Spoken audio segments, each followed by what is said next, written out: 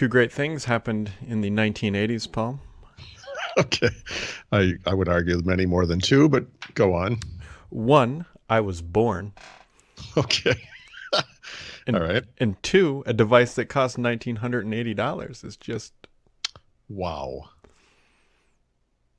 Yep. yep. Before we do that, I forgot to do it. What is it? In June, Paul and I will be at AvePoint's Shift Happens conference in Washington D.C. You can come hang out with me, Paul, Mary Jo. Only one of those three people was born in the 1980s, I believe, but that would be me. Right. But, The other two were adults in the 1980s. Sorry. I thought that was a pretty good time. 1980s. This thing. It was an excellent time. I So- graduated from high school the year you were born. Top was a good Gun, I year, believe, Brad. came out around that time. Top Gun, absolutely. Tears for Fears was kind of a thing that year, as I recall. Some awkward pants, if I remember Yes. correctly. Right. There was lots of cocaine and Porsches. Miami Vice. And Miami, which we will be in Yes, May. where we're also going. Yeah. So for those who aren't aware, so this is the Samsung Galaxy Fold, cost $1,980. It was seeded out to a select group of reviewers who all have now had the device for 24 hours, and a good number of them are breaking in various fashions because there's been some conspiracy theories, if you will, that people weren't reading the directions, but then there's people who didn't do the thing and they're still breaking. Yeah, And no, it's I'm incredible. sorry. What you're referring to, so people understand, is there's a protective film over the two screens. Wait, it's usually up here. There's some people who posted pictures of a device they did not take off, and what happens is in that top corner, it looks like a screen protector you get on an iPhone or Right. anything else. It kind of gets like that clearish look. You can see it, so people just picked at it and pulled it off because that's what you do with phones. Nobody wants us. Yeah, it's weird. You might not be familiar with this, but OnePlus ships their devices with a screen protector as well. It's probably prudent, and for those people who don't care either way, they'll just leave it on. It will protect it. But in the case of the the Samsung Galaxy S Fold, this thing is apparently central to the integrity of the device because it says something on it like, do not remove, you may damage the device. When you will damage the device, and in horrific ways. I said to Mark Gurman yesterday, he had, watching, he was one of the people who had pulled out off the protector. I was like, watching this unfold on Twitter was just as bad as watching Notre Dame burning. Like, it's horrible. It's just like, you can't believe this is happening, Yeah, I mean this is not how you want a phone to go. And the worst part, at least for Samsung, is let's just say that they seeded out 50 of these things for review. Yep. If more than one breaks, that is an astronomical percentage. Oh, yeah, I was going to say, let's say they gave out 2,000 of them. Yeah. We know they didn't. We know of at least 4 of them that have completely collapsed. That is a horrific reliability score. And this is a company that, let's face it, can't really afford another. What were we calling the last one, the Note 7 thing? What was that called? We had a name for that, right? Firegate or something? What was it? Explosion Gate? I don't know. It was something not good. I guess slightly, in a Samsung world, this is probably like an 8. Yeah, right. A Note 7 is obviously a 10 because Or of, maybe even an 11, if Yeah. there is such a score, yeah. yeah, I guess maybe you could make that argument because this thing is probably about the cost of 2 Notes, right? I mean, it's $2,000. I'm sure you could have got a Samsung Galaxy Note 7 for $1,000. Listen, I've said 2 things about this thing right up front that are even more true today. No one should buy this phone. It's too early. The design isn't really that great, frankly. Yeah. These will get a lot better over time. There are competing devices coming out this year, devices that already look better than this one, the Huawei one in particular. I think that's called a Mate X or something. I don't know. It doesn't matter. Doesn't matter because we won't be able to buy it here. So whatever. But the other thing is, this is Samsung's last gasp as a smartphone leader. And Samsung today is the #1 maker of smartphones. They, originally obviously started copying the iPhone, but then they went off in their own direction. They created the first phablet. They should be credited with that. They've had incredible display innovations. Yeah, they have I like their rounded Yeah. Like the Yeah. rounded screen edges. I like that. It looks It's nice. not supposed to be possible to make bent glass.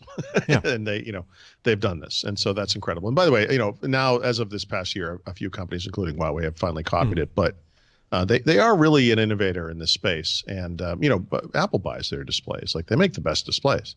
By the way, Xbox, I remember very distinctly, 1 or 2 years into the Xbox 360, I noticed at all the Microsoft demos, all of the displays attached to Xboxes had switched to Samsung. And I asked someone why that was.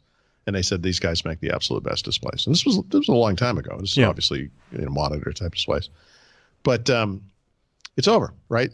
China's coming. Huawei, the other Xiaomi and the other companies from China are all going to just trample Samsung into the dust. And I think the company kind of understands that. For example, the Mate 20 that came, the Mate 20 that came out last year, obviously the P30 Pro, P30, also have these curved display elements. They're going to have the in-glass cameras, all that stuff. It's all kind of running away from Samsung. I think, unfortunately, what we're seeing is this company might have shipped this product too soon because it wanted to be first. Yeah. And it just wanted to retain that innovator label. And, we'll see what happens. But and there's always this talk. You mentioned how people blaming the reviewers. That's baloney. Any normal person would have fallen for that same thing. That is not okay. But the other aspect to this is, I don't think this is just not ready. It's clearly not ready. And even though Samsung has said, like, we're not going to recall it or anything, we're not going to delay the launch or whatever, stay tuned, because it's April 26th is the day this thing supposedly goes on sale. Mhm. I would be shocked if that doesn't change. I think there's an endemic problem here. Something's up. Something's wrong. Yeah. I know they could be everyone talks pre-release, right? I want to remind people, especially in our space, you will have to go back in time now. It was about 2.5 years. Microsoft gave reviewers the first Surface Books, and everyone had problems. Remember, Peter Bright was talking about how there was no software-based way to eject the screen, or there was only a hardware button that, in his case, stopped working. The overheated bag started happening. The sleep issues, obviously. Microsoft contacted me and other reviewers and said, "Well, you have a pre-production unit. We'll swap it out for another one. This one will be fine." It was not fine.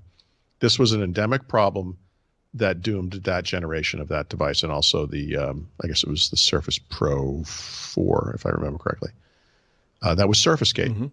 And I mean, look, I could be wrong. I hope I'm wrong, but this to me reeks of that. I think we're seeing that kind of problem again. Yeah. And we'll see.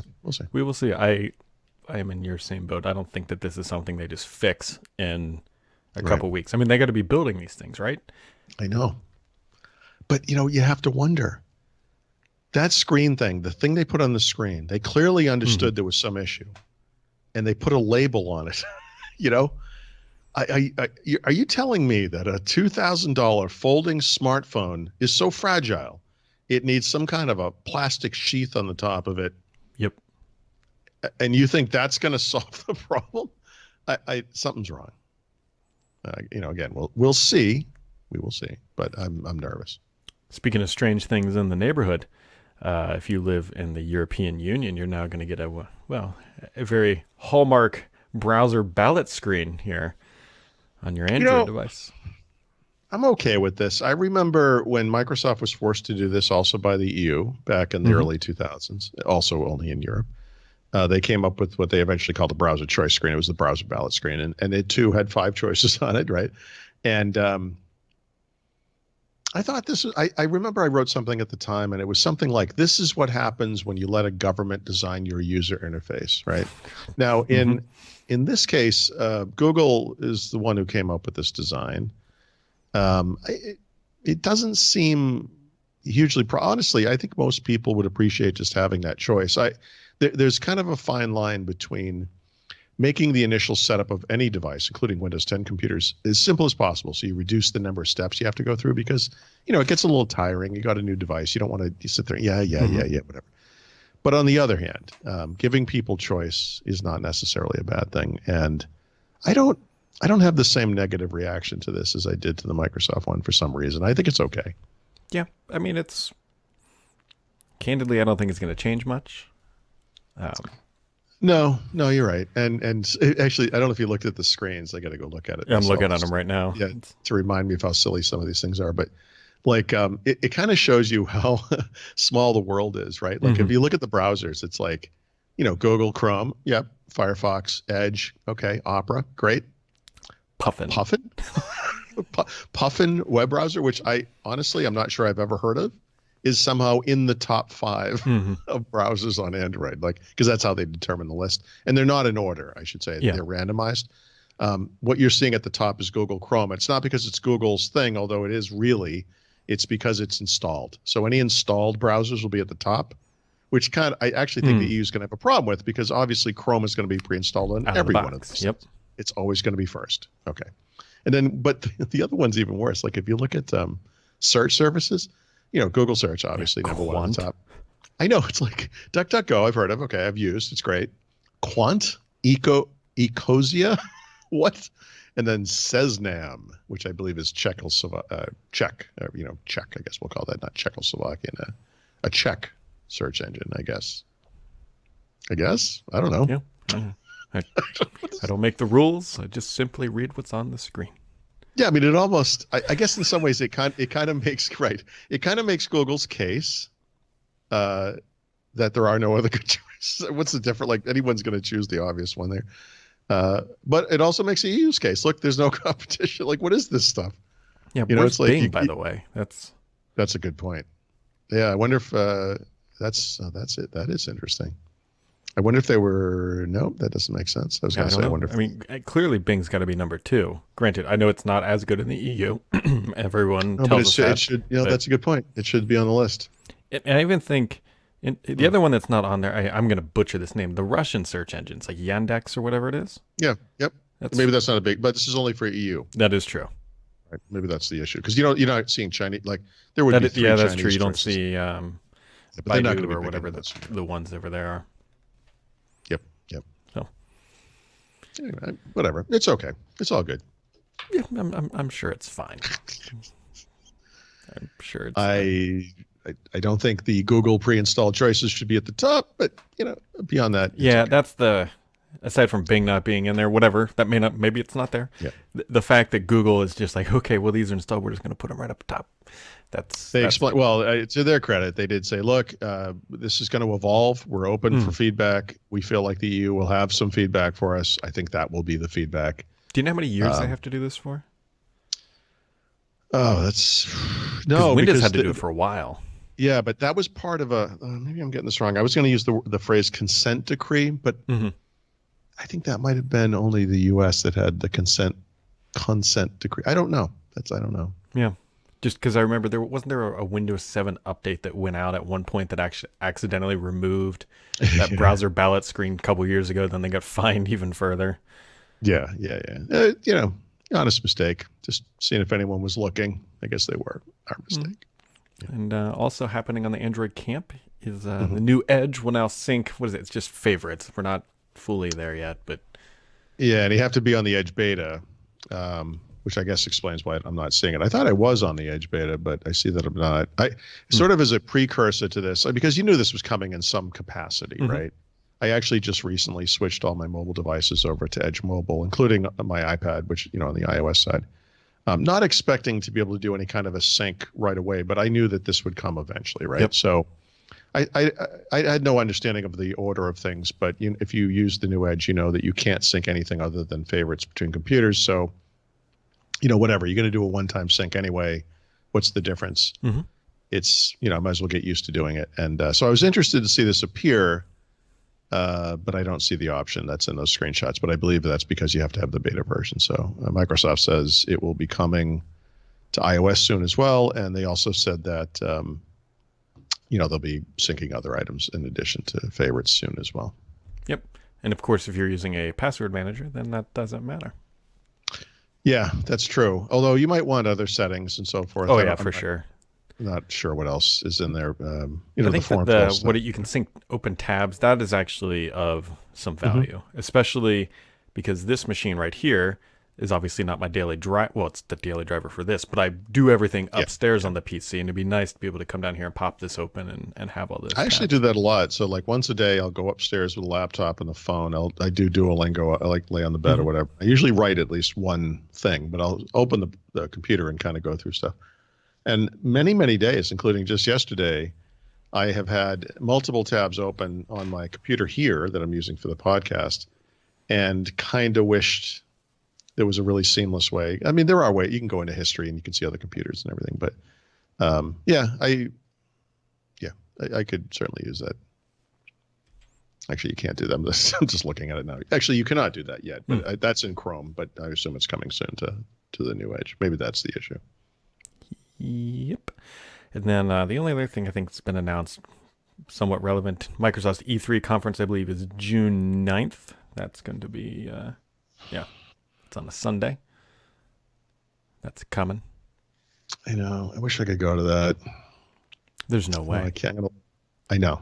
I'm going to look at the calendar again, like it's going to say something different. It's like when you go back to the fridge and it still doesn't have the food you want, but you keep checking it.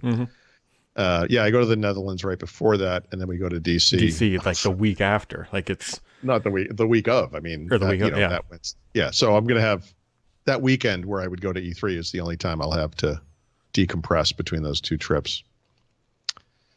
Yep. Yeah, a week later would have been better, but that's not happening. Or even a week earlier, but that's true.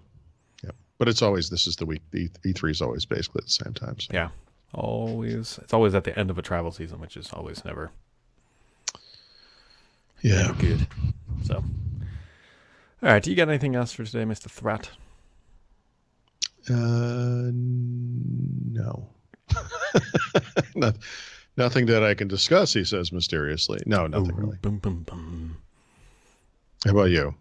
Well, we're supposed to get rain for the next 75 days, so I'm going to go take the dog on a walk while this video is rendering.